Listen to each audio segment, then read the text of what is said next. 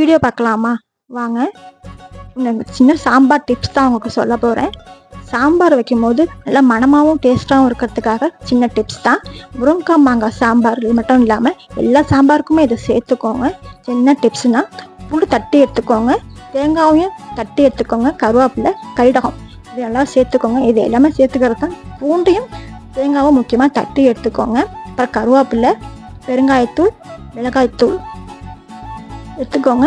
இது எப்படி செய்யுதுன்னு வாங்க பார்க்கலாம். ஸ்டவ் ஆன் பண்ணிட்டு கடாயை வச்சுக்கோங்க. கடாயில் தேவையான அளவுக்கு எண்ணெய் சேர்த்துக்கோங்க. எண்ணெய் சூடானதுக்கு அப்புறம் எண்ணெய் சூடானதுமே மறக்காம கைடகம் சேர்த்துக்கோங்க. இதுவுமே சாம்பார் நல்லா மணமாக தான் இருக்கும். அதை விட மணத்தை சேர்க்கறதுக்காக நான் சின்ன டிப்ஸ் கொடுத்துருக்கேன். கைடகம் நல்லா பொரிஞ்சதுமே தட்டி சிந்த பூண்டு போட்டுக்கோங்க. மறக்காமல் பூண்டு சேர்த்துக்கோங்க. தேங்காவே மறக்காமல் சேர்த்துக்கோங்க. நல்லா எண்ணெயில் நல்லா வதக்கி எடுத்துக்கோங்க. எண்ணெய் பூண்டு நல்லா வதங்குற வரைக்கும் நல்லா வதக்கி எடுத்துக்கோங்க. பூண்டு நல்லா வதக்கி எடுத்ததுமே தட்டி இந்த தேங்காவை சேர்த்துக்கோங்க. சாம்பாருக்கு கண்டிப்பாக தேங்காவும் இந்த பூண்டு தட்டி எடுத்துக்கோங்க. இதுதான் நல்லா வாசமாகவும் மணமாகவும் இருக்கும். சாம்பார் டேஸ்டாகவும் இருக்கும். அடுத்தது கருவேப்பிலையை சேர்த்துக்கோங்க.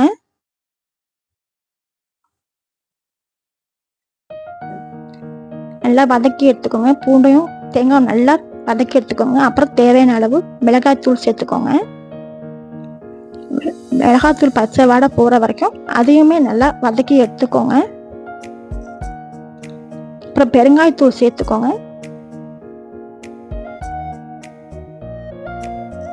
பெருங்காயத்தூள் எண்ணெய் நல்லா வதக்கி எடுத்துக்கோங்க. எல்லாமே நல்லாவே வதங்கிடுச்சு. இப்போ நம்ம சாம்பார் பருப்பில வேக வச்சிருக்கீங்களா, அதையும் சேர்த்துக்கலாம்.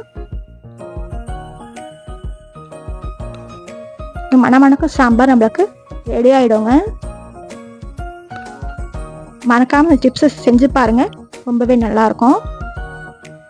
செஞ்சு பார்த்துட்டு மறக்காம கமெண்ட்ஸ்ல சொல்லுங்க. இந்த வீடியோ பிடிச்சிருந்தா மறக்காம ஷேர் அண்ட் சப்ஸ்கிரைப் பண்ணுங்க. மறக்காம ஃப்ரெண்ட்ஸ் அண்ட் ஃபேமிலிக்கு ஷேர் பண்ணுங்க. இந்த வீடியோல எதுவும் புரியலன்னா மறக்காம கமெண்ட்ல கேளுங்க. நிறைய டிப்ஸ் வேணாலும் நான் உங்களுக்காக கொடுக்குறேன். பாய் ஃப்ரெண்ட்ஸ், அஸ்ஸலாமு அலைக்கும்.